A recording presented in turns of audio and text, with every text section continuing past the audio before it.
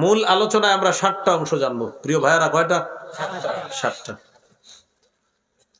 1 নম্বর, সবচেয়ে ক্ষমতাধর আল্লাহ। আল্লাহ সবচেয়ে ক্ষমতাধর হওয়া সত্ত্বেও নিজের উপর জুলুম করা হারাম করে নিয়েছেন। সুবহানাল্লাহ। সহিহ মুসলিমের বর্ণনা, 2577 নম্বর হাদিস, 2577। قال رسول الله صلى الله عليه وسلم قال الله تبارك وتعالى, নবীজি বলেছেন, আল্লাহ বলেন, এটাকে বলা হয় হাদিসে কুদসি। ইয়া ইবাদি ইন্নী হারামতু যুলমা আলা নাফসি ওয়া জাআলতুহু বাইনাকুম মুহাররামা ফালা তাযালামু। আল্লাহ তাআলা বলেন, হে আমার বান্দারা, আমি নিজের উপর জুলুম করা হারাম করে নিয়েছি, তোমাদের একে অপরের উপর জুলুম করাটাও হারাম করে দিলাম। ফালা তাযালামু, একজন আরেকজনের উপর জুলুম করবা না। হাদিসের মাধ্যমে বোঝা যায় খালেক সবচেয়ে ক্ষমতাধর হওয়া সত্ত্বেও নিজের উপর জুলুম করা হারাম করে নিয়েছেন, মাখলুকের উপর জুলুম করা হারাম করে দিয়েছেন। খালেক নিজের উপর জুলুম করা হারাম করে নিয়েছেন, আর মাখলুক একজন আরেকজনের উপর জুলুম করা এটা হারাম করে দিয়েছেন।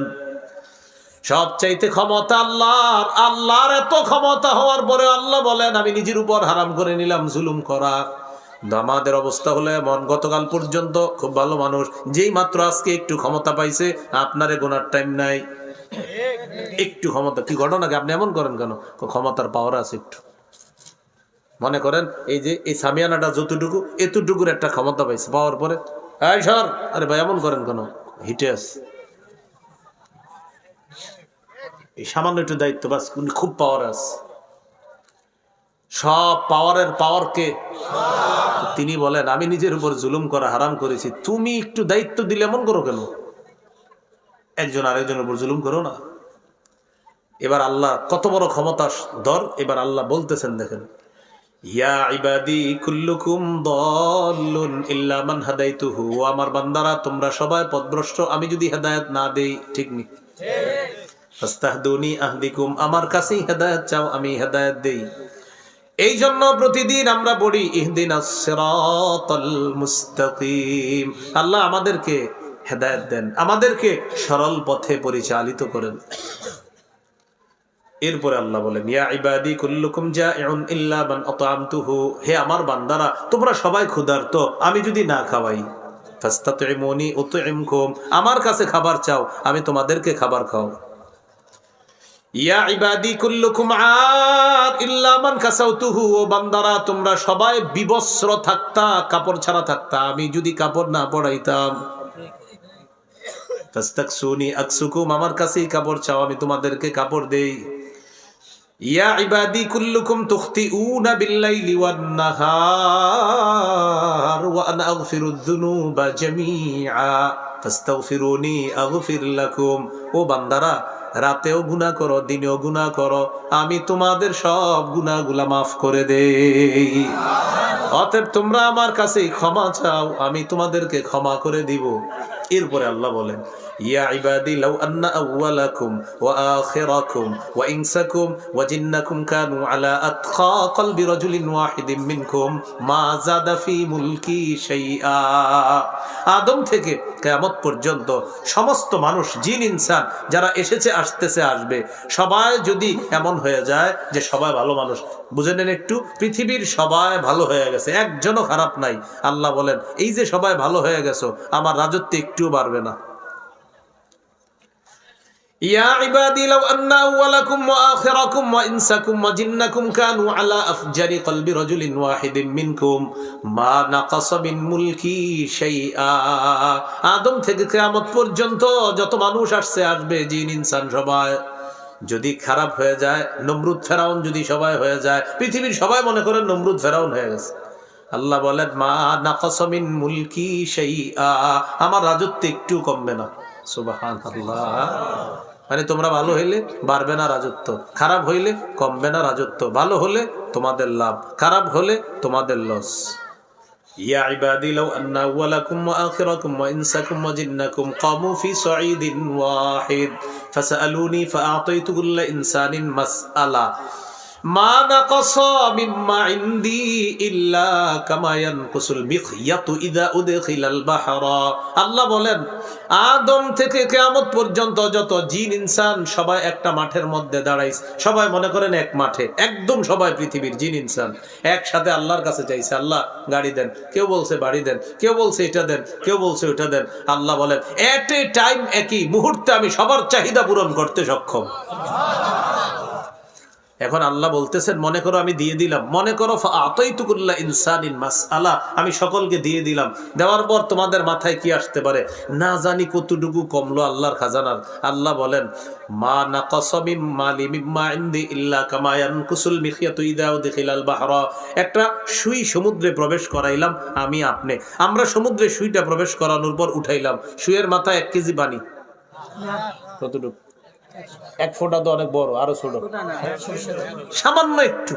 আল্লাহ বলেন সমুদ্র থেকে সুই বের করার পর এটার মাথায় যে পানির ওই ছিটাটা একটু দেখা যাইতেছে, মনে করো সারা পৃথিবীর সকলকে একই সময় আমি দিলাম, ওই পরিমাণ দিলাম, আর গোটা মহাসমুদ্র এখনো রেখে দিলাম। এতটুকু তোমাদেরকে দিলাম, এটা তো বোঝানোর জন্য বলছি আমাদেরকে। এখন আল্লাহ এগুলা বলে বলতেছেন আমার এত ক্ষমতা থাকা সত্ত্বেও আমি নিজের প্রতি জুলুম করা হারাম করে নিয়েছি, নিজের উপর জুলুম করা হারাম করে নিয়েছি, তোমরাও আপোষে জুলুম করবা না। এইগুলো 1 নম্বর কথা। 2 নম্বর কথা, জুলুম করা আল্লাহ নিষেধ করেছেন। সূরা নাহলের 90 নম্বর আয়াতে আল্লাহ বলেন ইন্নাল্লাহা ইয়া'মুরু বিল আদলি ওয়াল ইহসান وإيتاء ذي القربى وينهى عن الفحشاء والمنكر والبغي। নিশ্চয়ই আল্লাহ আদেশ করেন বিল আদলি, ইনসাফের আদেশ করেন, ওয়াল ইহসানি, পরোপকারের আদেশ করেন, ওয়া ইতাইদিল কুরবা, আল্লাহ নিকটাত্মীয়দেরকে দেওয়ার আদেশ করেন। সূরা নাহলের 90 নম্বর আয়াতে আল্লাহ 3টা আদেশ করেছেন, 3টা নিষেধ করেছেন।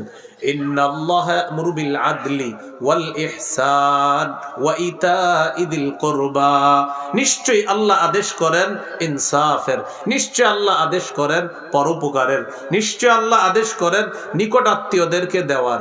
ওয়ানহা আনিল ফাহশাই ওয়াল মুনকারি ওয়াল বাগ, অশ্লীলতা থেকে আল্লাহ নিষেধ করেন, অপছন্দনীয় কাজ থেকে আল্লাহ নিষেধ করেন, সীমালঙ্ঘন থেকে আল্লাহ নিষেধ করেন।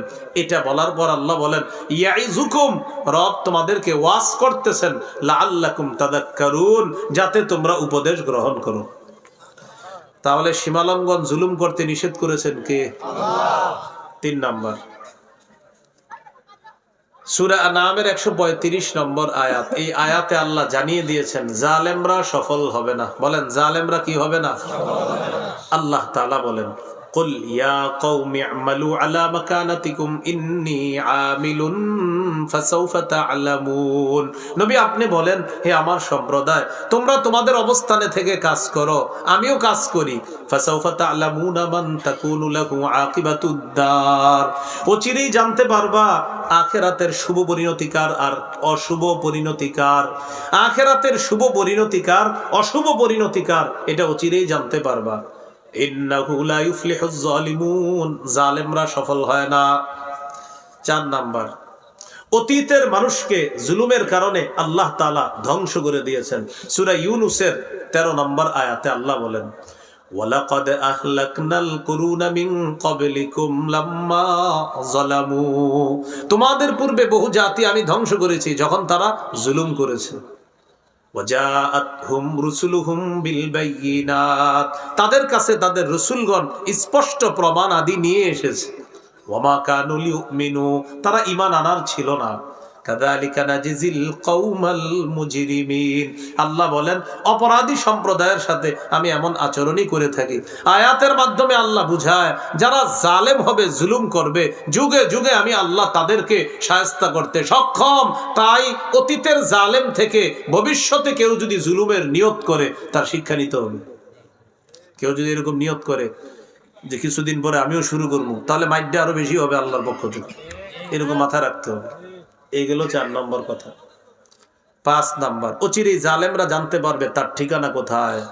সূরা শুআরার 227 নম্বর আয়াতে আল্লাহ বলেন وسيعلم الذين ظلموا أي منقلب ينقلبون অচিরেই জালেমরা জানতে পারবে আইয়া মুনকালাবিন কোন প্রত্যাবর্তন স্থলে ইয়ানকালিবুন তারা প্রত্যাবর্তন করবে এটা জালেমরা অচিরেই জানতে পারবে। 6 নাম্বার বলেন মাজলুমের দোয়া ফিরিয়ে দেওয়া হয় না, বিলম্বে হলেও আল্লাহ তাআলা মাজলুমকে সাহায্য করেন। কঠিন গুরুত্বপূর্ণ একটা কথা শিখলাম, মাজলুমকে বিলম্বে হলেও আল্লাহ সাহায্য করেন। তিরমিজির হাদিস 3598 নম্বর হাদিস 3598 قال رسول الله صلى الله عليه وسلم ثلاثة لا ترد دعوتهم الصائم حتى يفطر। নবীজি বলেন 3 ব্যক্তির দোয়া ফেরত দেওয়া হয় না। 1 নাম্বার রোজাদার যখন ইফতার করে দোয়া করলে তার দোয়া ফেরত দেওয়া হয় না। সুবহানাল্লাহ। ইফতারিগুলা সামনে, শরবতটা খাইতে মন চাইতেছে, খায় না। সব খাইতে মন চায় কিন্তু খায় না। কেন? আল্লাহর হুকুম নাই তাই খায় না। এটা আজীব বিষয়। কিন্তু রোজা রাখতেছে রোজাদার, খাইতে মন চাইতেছে, খানা সামনে, খায় না। কারণ আমার রবের নিষেধ আছে তাই খায় না। সূর্য ডুববে, রব হুকুম করবে, তারপর খাবো। এই জন্য হাদিসে আসছে আল্লাহ তাআলা বলেন সব আমলের প্রতিদান তাকে দিয়ে দেওয়া হয়। ফেরেশতারা লিখে রাখে রোজার প্রতিদান আমি আল্লাহ তাকে দিব। তো 1 নাম্বার রোজাদার যখন দোয়া করে তার দোয়া কবুল হয়, ফেরত দেওয়া হয় না। 2 নাম্বার ওয়াল ইমামুল আদিল পুরুষ ন্যায় পরায়ণ শাসকের দোয়া ফেরত দেওয়া হয় না। কি ন্যায় পরায়ণ শাসক? পুরুষ। বলেন কি? পুরুষ ন্যায় পরায়ণ শাসকের দোয়া ফেরত দেওয়া হয় না। পুরুষ ন্যায় পরায়ণ শাসক কে হবে? যার মধ্যে মৌলিক 4টা কাজ করার যোগ্যতা থাকবে। সূরা হজের 41 নম্বর আয়াতে আল্লাহ বলেন আল্লাযীনা ইম্মাক্কান্নাহুম ফিল আরদ আকামুস সালাহ ওয়া আতাউয যাকাহ ওয়া আমারু বিল মা'রুফি ওয়া নাহাউ আনিল মুনকার। আল্লাহ তাআলা বলেন যাদেরকে আমি দুনিয়ার শাসন ক্ষমতায় বসাই তাদের মৌলিক কাজ হবে 4টা। 1 নাম্বার তারা নামাজ কায়েম করবে, 2 নাম্বার যাকাতের বিধান চালু করবে, 3 নাম্বার সৎ কাজের আদেশ করবে, 4 নাম্বার অসৎ কাজের নিষেধ করবে। আল্লাহ এমন গুণ সম্পন্ন একজন ন্যায়পরায়ণ পুরুষ শাসক আমাদের দেশে দিয়ে দাও। এগুলো 2 নাম্বার। ন্যায়পরায়ণ পুরুষ শাসকের দোয়া ফেরত দেওয়া হয় না। 3 নাম্বার ওয়াদাওয়াতুল মাজলুমি ইয়ারফাউহা আল্লাহু ফাওকাল গামাম ওয়া ইফতাহু লাহা আবওয়াবাস সামা। মাজলুম দোয়া করলে তার দোয়াটা আল্লাহ মেঘমালার উপরে উঠায় নেয়, আসমানের সবগুলা দরজা আল্লাহ খুলে দেয়। এরপর আল্লাহ বলেন ওয়া ইজ্জাতি লানসুরান্নাকা ওয়ালাউ বা'দা হিন। আমার ইজ্জতের শপথ ও মাজলুম অবশ্যই অবশ্যই আমি তোমাকে বিলম্বে হলেও সাহায্য করব। সুবহানাল্লাহ। ও মাজলুম আমার ইজ্জতের শপথ আমি অবশ্যই অবশ্যই বিলম্বে হলেও তোমাকে সাহায্য করব। তাহলে 6 নাম্বার কি শিখলাম? মাজলুমের দোয়া ফেরত দেওয়া হয় না। 7 নাম্বার বলেন সমস্ত দায়িত্বশীলদেরকে বলেন নবীজি হুকুম করেছেন শোনো তোমরা মাজলুমের বদদোয়া থেকে বেঁচে থাকবা।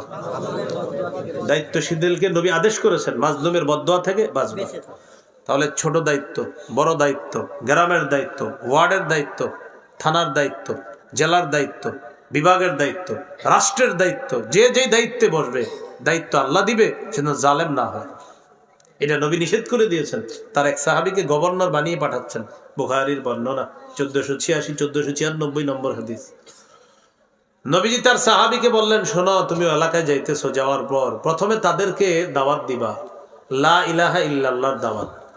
ফাইনহুম আতাউ লাকা বিযালিক, তারা যদি তোমার এই কথাটা মেনে নেয় ফাআখবিরহুম আন্নাল্লাহ ক্বাদ ফারাদা আলাইহিম খামসা সালাওয়াত, এরপরে তাদেরকে বলবা আল্লাহ তাদের উপর 5 ওয়াক্ত নামাজ ফরজ করেছেন। ফাইনহুম আতাউ লাকা বিযালিক, এরপর যদি তারা তোমার এই কথাটা মেনে নেয় তাদেরকে বলবা আল্লাহ তাদের উপর যাকাত ফরজ করেছেন। ধনীরা যাকাত দিবে, দরিদ্রদের মধ্যে ওই যাকাতটা বন্টন করে দেওয়া হবে। হাদিসের শেষে নবী বলেন ও আমার সাহাবী তোমাকে দায়িত্বশীল বানিয়ে আমি পাঠাইতেছি, সাবধান। ইত্তাকি দাওয়াতাল মাজলুম মাজলুমের বদদোয়া থেকে বেঁচে থাকবা, মাজলুমের বদদোয়া থেকে বেঁচে থাকবা। তোমার দায়িত্ব যেন তোমাকে জালেম বানায় না দেয়, তোমার দায়িত্ব যেন অন্য কাউকে মাজলুম না বানায়, তোমার দায়িত্ব যেন তোমাকে জালেম না বানায়, আর তোমার দায়িত্ব যেন কাউকে মাজলুম না বানায়। এটা তুমি সবসময় মনে রাখবা। ইত্তাকি দাওয়াতাল মাজলুম, মাজলুমের বদদোয়া থেকে বাঁচো। ফাইন্নাহু লাইসা বাইনাহু ওয়া বাইনাল্লাহি হিজাব, মাজলুমের বদদোয়া আর আল্লাহর মাঝে কোনো পর্দা থাকে না। তাহলে কি শিখলাম ভাই? মাজলুমের বদদোয়া থেকে বাঁচতে হবে। এজন্য আমার সাথে একটা কথা বলেন যে জিন্দেগিতে কখনো মাজলুম হয়ে গেল জালেম হব না। জিন্দেগিতে যদি এরকম হয় যে আপনি মাজলুম হয়েছেন, হয়েন, কিন্তু জালেম হয়েন না। জিন্দেগিতে ঠকে যান, কাউকে ঠকায়েন না। মানে ঠকে ইচ্ছা করে তো যাবেন না, যদি কেউ ঠকায় দেয় মেনে নিয়েন, অন্য কাউকে ঠকায়েন না। কেউ জুলুম করলে মাজলুম হয়েন, অন্য কাউরে আপনি জুলুম করেন না। তো বলছিলাম জিন্দেগিতে মাজলুম হয়ে গেল জালেম হয়েন না। আল্লাহ আমাদেরকে জালেম হওয়া থেকে হেফাজত করেন। এইগুলো দ্বিতীয় অংশের আলোচনা। তাহলে ভূমিকায় জানলাম 10টা, মূল আলোচনায় জানলাম 7টা। 10 আর 7 কত হয়? 17। এবার জানবো জুলুমের পরিণতি, শেষ আলোচনা। জুলুমের কয়েকটা পরিণতি জানবো আমরা। জুলুমের 1 নম্বর পরিণতি, জুলুমের 1 নম্বর পরিণতি হলো জালেম জুলুমের কারণে আল্লাহর বরাদ্দকৃত রিজিক থেকে বঞ্চিত হয়। আল্লাহ মানুষের একটা রিজিক রাখছে না, তো ওর একটা হালাল রিজিক আছে, এই হালাল রিজিক থেকে বঞ্চিত হয় জুলুমের কারণে। সূরা নিসার 160-161 নম্বর আয়াতে 4টা অপরাধের কথা আল্লাহ বলছেন। এই 4 অপরাধের কারণে মানুষ তার বৈধ হালাল রিজিক থেকে বঞ্চিত হয়। তো আমরা যদিও আলোচ্য বিষয় জুলুম, আরো 3টা অপরাধ আছে, আমরা জুলুমের পাশাপাশি ওই 3 অপরাধের কথাও জেনে নেব। মোট কয়টা অপরাধ? 4টা। 4 অপরাধের কারণে বৈধ রিজিক থেকেও মানুষ কখনো কখনো বঞ্চিত হয়ে যায়। আল্লাহ তাআলা বলেন, ফাবিজুলমিম মিনাল্লাযীনা হাদু হাররামনা আলাইহিম তাইয়্যিবাতিন উহিল্লাত লাহুম ওয়া বিসাদ্দিহিম আন সাবিলিল্লাহি কাসীরা ওয়া আখযিহিমুর রিবা ওয়া ক্বাদ নুহু আনহু ওয়া আকলিহিম আমওয়ালান নাসি বিল বাতিল। ইহুদিদের জুলুম করার কারণে, ইহুদিরা মানুষকে আল্লাহর রাস্তায় বাধা দেওয়ার কারণে, ওয়া আখযিহিমুর রিবা ওয়া ক্বাদ নুহু, সুদ থেকে তাদেরকে নিষেধ করা হয়েছে আর পরেও সুদ গ্রহণ করার কারণে, ওয়া আকলিহিম আমওয়ালান নাসি বিল বাতিল, মানুষের সম্পদ অন্যায়ভাবে আত্মসাৎ করার কারণে। আমি আবার সুন্দরভাবে বলছি, 4 অপরাধ।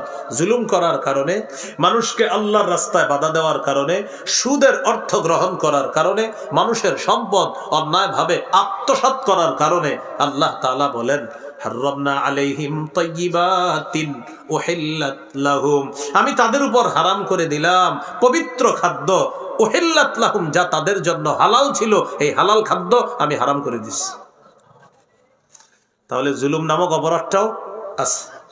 এই 4 অপরাধের মধ্যে জুলুমও আছে। তাহলে একটা হলো জুলুম করব না, আল্লাহর রাস্তায় কাউকে বাধা দিব না, সুদের অর্থ জেনে শুনে গ্রহণ করব না, কারো সম্পদ অন্যায় ভাবে আত্মসাৎ করব না। যাই হোক, আমাদের মূল আলোচ্য বিষয় জুলুম। তাহলে জুলুমের পরিণতি বরাদ্দকৃত রিজিক থেকে বঞ্চিত হতে হয়। আল্লাহ হেফাজত করেন।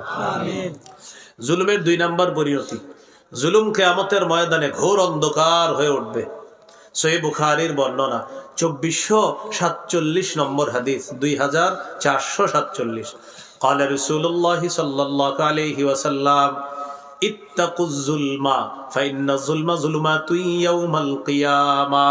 রাসূলুল্লাহ সাল্লাল্লাহু আলাইহি সাল্লাম বলেন, তোমরা জুলুম থেকে বাঁচো, জুলুম কিয়ামতের ময়দানে কঠিন অন্ধকার হয়ে উঠবে।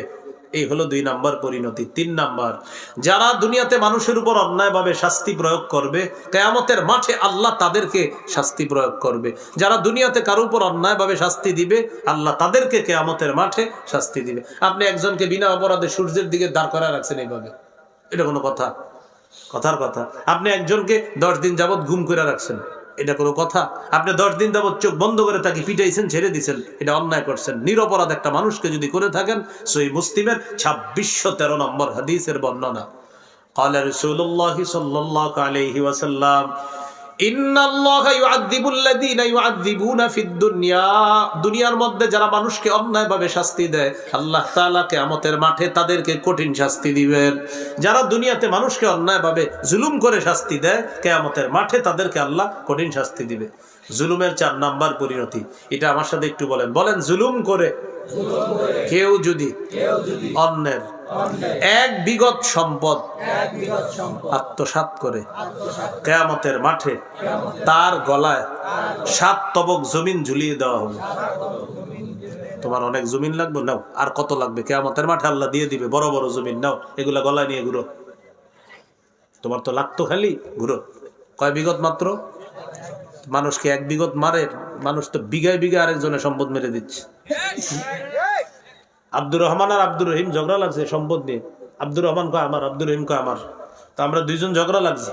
এবার ভূমি অফিসে গিয়ে আপনারা চেক দিতে গেছেন, দেখি আসলে এই দুইজনের মধ্যে জমি টাকার, গিয়ে দেখেন আমগো দুইজনের কারণ না, এটা যার ওই বেচারা মাজলুমে ওই কোথায় জানি পড়ে আছে। আমাদের মাঝে ভাগাভাগি চলতেছে, আসলে এটার মালিকানা আমগো দুইজনের, কেউ না আরেকজন। আল্লাহ হেফাজত করেন। সহিহ বুখারীর বর্ণনা 2453 নম্বর হাদিস, 2453। ক্বালা রাসূলুল্লাহ সাল্লাল্লাহু আলাইহি ওয়াসাল্লাম, নবীজি বলেন, মান যালামা কিদা শিবরি মিনাল আরদ। কিদা শিবরি মানে হলো 1 বিগত, মিনাল আরদি মানে জমিনের। কেউ যদি 1 বিগত জমিন অন্যায়ভাবে আত্মসাৎ করে কারো, তুযিকাহু ইয়াউমাল কিয়ামাতি মিন 7 আরদিনা, কিয়ামতের মাঠে তার গলায় 7 স্তরের জমিন ঝুলিয়ে দেওয়া হবে। বলি নাউযুবিল্লাহ। হাজী সাহেবের জমিন হইলো এই পাশে, কাজী সাহেবেরটা এই পাশে, মাঝখানে আইল ছিল এই মোটা। এই মোটা আইল হইতে হইতে এখন এরকম হয়ে গেছে। আরে ঘটনা কি, আইল এরকম হইলো কেন? জমিন তো এইভাবে দুই জমিনের মাঝখানে আইল ছিল এত বড়। এখন আপনারাই বলেন, আইল এতটুকু কি আমরা ইসা করছি? হয়তো এই পাশে, না হয় এই পাশে। খবর আছে, তাড়াতাড়ি টাকা দিয়ে দেন হিসাব করে, অন্যথায় জমিন ফেরত দিয়ে দেন। টাকা দিয়ে দেন, না হয় জমি ফেরত দিয়ে দেন। সত্যি বলছি, নবী বলছেন 1 বিগত যদি হয় 7 তবক জমি, আপনি যেটা করছেন এটা তো বিগতের পর বিগত। আল্লাহ হেফাজত করেন। 5 নাম্বার বলেন, জালেম কিয়ামতের ময়দানে সবচেয়ে নিঃস্ব হবে। সহিহ মুসলিমের বর্ণনা 2581 নম্বর হাদিস, 2581। قال رسول الله صلى الله عليه وسلم أتدرون ما المفلس। সাহাবীদেরকে আল্লাহ নবী প্রশ্ন করলেন, তোমরা কি জানো নিঃস্ব কে? সাহাবীরা জবাব দিলেন, আল মুফলিসু ফিনা মান লা দিরহাম লাহু ওয়ালা মাতা। হুজুর, আমাদের মধ্যে নিঃস্ব ওই ব্যক্তি যার স্বর্ণ রূপা নাই, টাকা পয়সা নাই, দিনার দিরহাম নাই, ওই ব্যক্তি হলো নিঃস্ব। নবীজি বললেন, ইন্নাল মুফলিসা মিন উম্মতি ইয়াতি ইয়াউমাল কিয়ামাতি বিসসালাত ওয়া সিয়াবিন ওয়া যাকাত। আমার উম্মতের নিঃস্ব ওই ব্যক্তি যেই ব্যক্তি নামাজ নিয়ে উপস্থিত হবে কিয়ামতের ময়দানে, রোজা নিয়ে উপস্থিত হবে, যাকাত নিয়ে উপস্থিত হবে, আমলের পাহাড় নিয়ে উপস্থিত হবে, এই ব্যক্তি হলো সবচেয়ে নিঃস্ব। কি কয়? নামাজ নিয়ে যাবে, রোজা নিয়ে যাবে, যাকাত নিয়ে যাবে, আমলের পাহাড় নিয়ে যাবে, নবী বলে সেই নিঃস্ব। হুজুর কিভাবে নিঃস্ব? নবী বুঝিয়ে দিচ্ছে এবার। ইয়াতি ওয়া কদ শাতামা হাযা ওয়া কযাফা হাযা ওয়া আকালা মালা হাযা ওয়া সাফাকা দামা হাযা। নবী বলেন, এই ব্যক্তি আমলের পাহাড় নিয়ে উপস্থিত হয়েছে, তাকে গালি দিয়েছে, তার উপর পাথর ছুঁড়ে মেরেছে, তার মাল আত্মসাৎ করেছে, তার রক্তপাত ঘটাইছে। মানে ভালো ভালো কাজ করছে দুনিয়াতে প্রচুর, কিন্তু জুলুম করছে অনেক। মসজিদে বৈশা বৈশা ফোনে কাজ করছে আপনার, যে হ্যাঁ কাজ হয়ে গেছে, হ্যাঁ আচ্ছা ঠিক আছে, আস্তাগফিরুল্লাহ আস্তাগফিরুল্লাহ আস্তাগফিরুল্লাহ, এরকম। হজে গেছেন আপনি, সেখানে গিয়ে কাবার সামনে ফোনে খোঁজ খবর নিতেছেন, জমিনটা পাইছিস রে, এটা প্রজেক্টর আইছে তো আমাদের নামে, আসলে এটা আপনার প্রজেক্ট না, আত্মসাৎ করলেন আর কি। তো বলছে আইছে, আচ্ছা আমি রাখলাম, কাজে আছি, লাব্বাইক আল্লাহুম্মা লাব্বাইক লা শারিকা লাকা লাব্বাইক, না সব বুঝবেন। নবীজি বলেন, আমার উম্মতের নিশ্চয় ব্যক্তি যে ব্যক্তি এরকম ভাবে মানুষের উপর জুলুম করে আর আমলের পাহাড় নিয়ে কিয়ামতের ময়দানে উপস্থিত হবে। মাজলুমরা চারদিক থেকে আইসা তার সামনে দাঁড়াবে, মাজলুমরা বিচার চাইবে, আল্লাহ এই ব্যক্তি আমারে গালি দিছে, বিচার চাই। আল্লাহর পক্ষ থেকে বলা হবে, ঠিক আছে শোধ করো। কিভাবে করবা? মাবুদ, এই জায়গায় তো আমি শোধ করার মতো কিছু না। আল্লাহ বলবেন, আল্লাহর পক্ষ থেকে বলা হবে, ফেরেশতাদের মাধ্যমে জানিয়ে দেওয়া হবে, নেক আমল আছে, ওই নেক আমল দিয়ে দাও। ফায়ুতা হাদা মিন হাসানাতি, ওই যে যারে গালি দিছে তাকে নেক আমল দিয়ে দেওয়া হবে। ওয়া হাদা মিন হাসানাতি, আর যার উপর পাথর ছুঁড়ে মারছে তাকেও নেক আমল দিয়ে দেওয়া হবে। ওয়ায়ুতা হাসানাতি, যার মাল আত্মসাৎ করছে তাকেও নেক আমল দিয়ে দেওয়া হবে। ওয়ায়ুতা হাদা মিন হাসানাতি, যার রক্তপাত ঘটাইছে তাকেও আমল দিয়ে দেওয়া হবে। নবীজি বলেন ফাইন ফানিয়াত ক্বাবলা মা আইয়ুকযা আলাইহি। আহা, নবী বলেন দিতে দিতে তার নেক আমলগুলা শেষ, কিন্তু এখনো বিচার শেষ হয় নাই। নেক আমল শেষ, মাজলুমের সংখ্যা এখনো কমে নাই। তো যারা মাজলুম, কয়েকজন নেক আমল পাইছে মাশাআল্লাহ, খুশি চলে গেছে, অন্য মাজলুমরা দাঁড়ায় থাকবে, আল্লাহ আমগুলা তো বেচারার তো নেক আমল নাই, কি করবে এখন? তখন বলা হবে উখিযা মিন খতায়াহুম, মাজলুমদের যাদেরকে নেক আমল দিতে পারলো না তাদের গুনাহগুলা আনো, এনে জালেমেরকে দিয়ে দাও। জালেমকে মাজলুমের গুনাহগুলা দেওয়া হবে। দেওয়ার পর ওই গুনাহের পাহাড় নিয়ে গেছিল, কিসের পাহাড় নিয়ে? আমলের, আমল নেকির পাহাড় নিয়ে গেছে, এখন গুনাহের পাহাড় নিয়ে সুম্মা তুরিহা ফিন নার, তাকে জাহান্নামে নিক্ষেপ করা হবে। নবী বলেন সে হলো সবচেয়ে নিঃস্ব। তাহলে জালেম কিয়ামতের ময়দানে সবচেয়ে নিঃস্ব হবে। 6 নম্বর সর্বশেষ কথা, সূরা নাহলের 85 নম্বর আয়াতে আল্লাহ বলেন ওয়াইযা রাআল্লাযীনা যালামুল আযাবা ফালা ইউখাফফাফু আনহুম, জালেমরা আযাব দেখবে, তাদের আযাব লাঘব করা হবে না, হালকা করা হবে না। জালেমদের আযাব লাঘব করা হবে না, হালকা করা হবে না। এই হলো মোট 23টা কথা আপনাদের সামনে বলা হলো। কয়টা? ভূমিকায় 10টা, মূল আলোচনায় 7টা, হলো 17টা। আর জুলুমের পরিণতি বলা হলো 6টা। 17 আর 6 কত হয়? 23টা। এবার সর্বশেষ 4টা কথা আমার সাথে বলেন। বলেন জালেম হব না, জুলুম করব না, জালেমের সহযোগী হব না, জালেমের 2-4টা ভালো কাজ দেখে তার প্রতি ঝুঁকে পড়ব না। এই 4টা কথা সর্বশেষ। জালেম হব না, জুলুম করব না, জালেমের সহযোগী হব না, জালেমের 2-4টি ভালো কাজ দেখে তার প্রতি ঝুঁকে পড়ব না। মনে থাকবেন ইনশাআল্লাহ। আল্লাহ তাআলা জুলুম নামক এই ভয়ঙ্কর অপরাধ থেকে আমি আমাদের সকলকে আল্লাহ বেঁচে থাকার তৌফিক দান করেন। ভাই, আমরা এই ছোট্ট শব্দটা জুলুম, কিন্তু এটার প্রথমে বলছিলাম এটা ভয়ঙ্কর বিপজ্জনক একটা শব্দ। এই শব্দটা আমাদের রাষ্ট্র সমাজ থেকে আমরা দূর করার চেষ্টা করব। আল্লাহর কাছে দোয়া করব আল্লাহ যেন আমাদের দেশটা শান্তিময় একটা দেশ, সুশৃঙ্খল একটা দেশ বানিয়ে দেন। আল্লাহ যেন আমাদের দেশে আবু বকর, ওমর, উসমান, আলী রাদিয়াল্লাহু তাআলা আনহুম, তাদের সেই খেলাফতের রাশেদার সোনালী যুগ যেন আমাদের এই মুসলিম দেশটাতে আল্লাহ ফিরিয়ে দেন। আমিন। ওয়া আখিরু দাওয়ানা আনিল হামদুলিল্লাহি রাব্বিল আলামিন।